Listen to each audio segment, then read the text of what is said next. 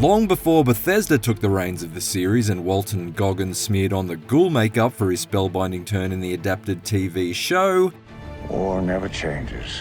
Fallout was an isometric action RPG viewed from a bird's eye perspective.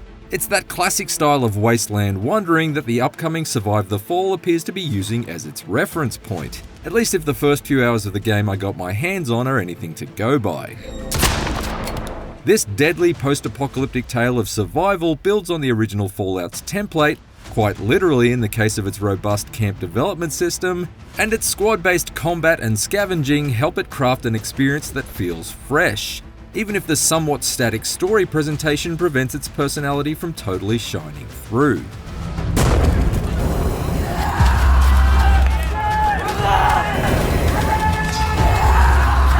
Unlike so many other post-apocalypses, Survive the Fall's ruined world wasn't caused by man's own nuclear negligence. Instead, it seems that humanity got a dose of the sort of disaster that made the dinosaurs drop dead when a comet collided with the Earth and wiped out a significant slice of the world's population.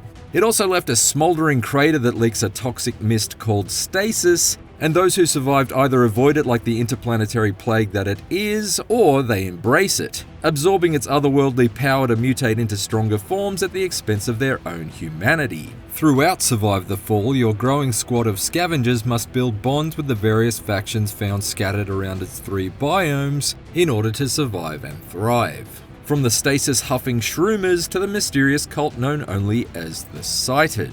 Madness drives their deeds. As I undertook each new task from Survive the Fall's countless quest givers, I took an instant liking to its squad-based setup.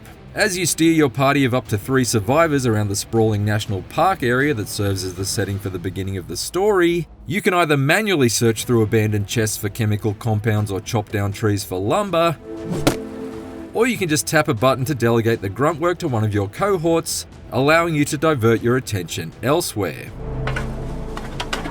It just feels more natural to divide each task up, rather than forcing you to be hands-on with everything yourself while your AI companions stand around like bored children. And it speeds up the process of ransacking each settlement you come across. The only downside is that my view did become a little cluttered with button prompts anytime there were a number of interactive elements bunched together too closely in the environment. But thankfully those occasions were rare.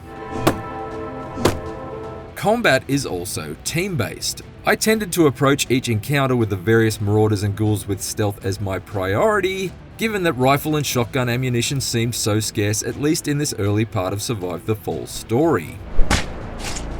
Thus I treated each infiltration of an enemy camp not unlike a careful stalk through the recent Commando's origins, hiding in long grass, throwing stones to create distractions, crouch walking around the clearly marked enemy vision cones, and finally slitting their throats before ordering one of my post-apocalyptic pals to hide the body for me. There are also some satisfying environmental hazards to take advantage of, from obligatory explosive barrels to dangling cargo pallets that can be dropped onto a patrolling guard with a well-timed rifle shot. It felt good to carefully clear out each cluster of cultists, but during the instances that my cover was blown, things did get a little bit fiddly once the firearms were drawn. I suspect there would have been a bit more precision offered with mouse and keyboard, but with a controller I found it overly fussy to get a bead on an enemy's bonce using the laser sight, and more often than not resorted to hammering the melee attack and dodge move to chip away at their health bars in close quarters. Thankfully, I was at least able to make good use of the ability to pause the action and direct my squad mates to focus on certain targets, relying on them to wear down the beefier cult leaders while I mopped up the flamethrower-toting support crew. After a hard day's mutant murdering and loot harvesting out in the deadly Badlands, Survive the Fall shifts gears into a base building management sim back at your camp. Documents recovered out in the world can be researched in order to earn knowledge points, which can then be invested in a sizable technology tree to unlock the ability to craft everything from bunk beds and kitchen areas to water filtration systems or even an armory. Resources like timber can be crafted into planks, which are then assembled into frames for new structures like plant boxes or gates to block nighttime raiders.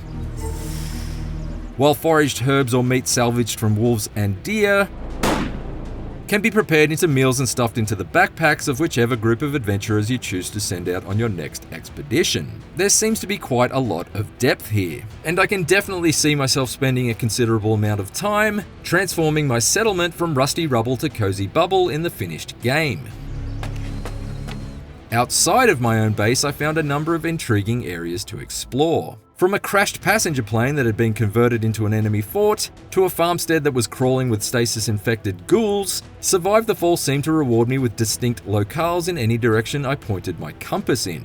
The impressive level of detail in some of these areas was also to its detriment, however, such as the swamplands of Mycorrhiza, which dazzled with luminescent mushroom clusters, but also dragged with a frame rate that was more volatile than any of the toxic substances oozing from the earth. It was also plagued by the occasional game-breaking bug, and on a handful of occasions during my play session, I was forced to quit and reload my save after getting stuck in an inventory screen or building menu. Thankfully, there's still another month or so before Survive the Fall's release for developer Angry Balls Studio to optimize the performance further. That's probably not quite enough time to draft in actors to record lines of dialogue though, and that's a slight shame because interacting with your squad or the various NPCs you meet along the way feels a little flat when it's done exclusively via on-screen text.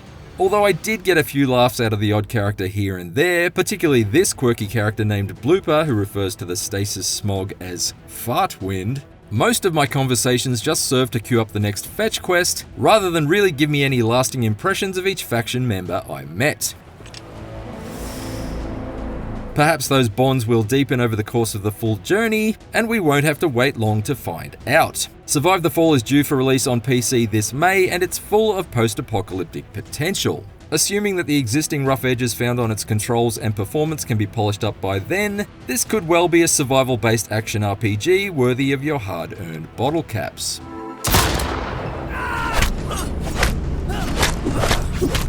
For more previews of upcoming games, check out IGN's hands-on impressions of Marathon and Den of Wolves. And for everything else, stick with IGN.